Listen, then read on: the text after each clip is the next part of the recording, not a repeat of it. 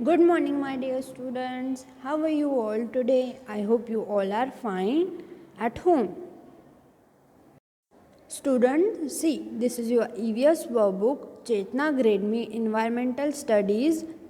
From this workbook, refer page number 46. Students, let's recap what we studied before in the lesson. We see many things around us. During the day, we see the sun shine brightly and white clouds of different shapes and sizes in the blue sky.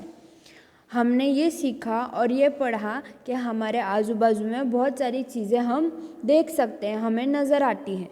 जैसे कि दिन के time पे during the day हम ये देखते हैं कि जो सन है, जो सूरज है, वो चमकता हुआ नज़र आता है वाइट क्लाउड्स के बीच में, यानी कि सफ़ेद बादलों के बीच में, और उन बादलों का जो शेप और साइज़ होता है वो बहुत डिफरेंट होता है एक दूसरे से।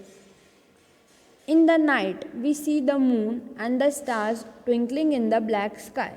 और रात के टाइम पे जब हम आसमान की तरफ देखते हैं तो जो आसमान है वो पूरा ब्लैक नज़र आता है, काला नज़र आता है, और उसके बीच में मून और स्टार्स जो है, चांद और तारे जो है वो ट्विंकलिंग यानी चमकते हुए हमें दिखाई देते हैं। We have also seen that the heat, the cold, rainfall and winds are all parts of nature.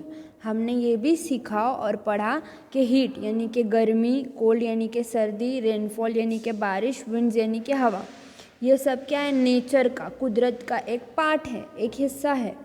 The people around us, हमारे आजू बाजू में जो भी लोग रहते हैं, in our family, school, building, on the street are all part of our environment. और हम जिन जिन लोगों से मिलते हैं दिन में या रात में, और या जो हमारी फैमिली का हिस्सा होते हैं, फैमिली मेम्बर्स होते हैं, स्कूल में हम अलग तरह के लोगों से मिलते हैं, बिल्डिंग में मिलते हैं, तो ये सारे क्या है, ये सारी चीज़ें एनवायरनमेंट का, नेचर का एक पार्ट है, एक हिस्सा है। Let's move ahead in the lesson. Along with all these natural things, we also find different houses, buildings for offices and schools, temples, markets and shops. इन सारी नेचुरल चीज़ें जो हमें दिखाई देती है हमारे सराउंडिंग में, हमारे आसपास, उसके अलावा हम और क्या देख सकते हैं, हमारे आजू बाजू में क्या क्या चीज़ें होती है, हाउसेस यानी बड़े बड़े घर होते हैं, बड़ी बड़ी बिल्डिंग्स, ऑफिसेज होते हैं, स्कूल्स होते हैं, टेम्पल्स यानी कि मंदिर होते हैं, मार्केट्स होते हैं, मतलब मार्केट होते हैं बड़े बड़े, शॉप्स होती है, उनमें अलग अलग तरह की वेरियस काइंड्स ऑफ शॉप्स होती हैं। ये सब भी हम अपने आजू बाजू में, अपने सराउंडिंग में देख सकते हैं। There are various means of transport like cars, auto rickshaws, buses, aeroplanes, trains, ships, bullock carts।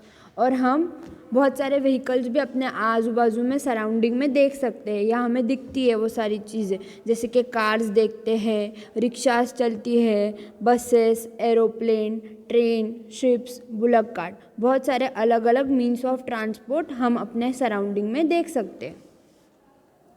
We should try to keep our environment free from pollution. और हमें अपना जो इन्वायरमेंट है, हमारे अतराफ़ का जो माहौल है, उसे पोल्यूशन से फ्री रखना चाहिए, यानी उसे गंदा नहीं करना चाहिए। There are commonly 3 types of pollution. Pollution के बेसिकली 3 टाइप्स हैं। They are air, water and sound pollution. Let's see one by one its meaning. Air pollution is caused due to dust and smoke from cars, buses and factories. Air pollution किसकी वजह से होता है? जो हवा में किसी चीज़ का डस्ट अगर मिल जाए, स्मोक यानी कि धुआं उड़े, काय का व्हीकल्स का, कार्स का, बसेस का, फैक्ट्रीज का धुआं वगैरह जो स्मोक निकलता है, उसकी वजह से एयर पोल्यूशन होता है। Water pollution is caused because waste is thrown from houses and factories into the water of ponds, rivers और lake. वाटर पोल्यूशन किसकी वजह से होता है? जो गार्बेज है, जो भी वेस्ट मटेरियल होता है, तो वो हम घर से कहाँ पर थ्रो करते हैं, घर और फैक्ट्री का जो वेस्ट मटेरियल होता है, गार्बेज होता है, वो हम डायरेक्ट पानी में डाल देते हैं, नदी में डालते हैं। Sound pollution is caused due to the loud noise of speakers, horns of vehicles etcetera. और साउंड पोल्यूशन किसकी वजह से होता है? आवाज़ की वजह से, किसी की भी आवाज़ की वजह से। तो हमें किसी को भी अपनी आवाज़ से या किसी को भी साउंड पोल्यूशन से हार्म नहीं करना चाहिए। वो क्यों होता है? जहाँ बहुत ज़ोर में स्पीकर बज रहा हो लाउड म्यूज़िक के साथ, या तो फिर व्हीकल्स के हॉर्न से भी साउंड पोल्यूशन होता है। In this way, today we have completed with our chapter number 15, that is our environment. I hope you all have understood this chapter very well. Thank you and have a nice day.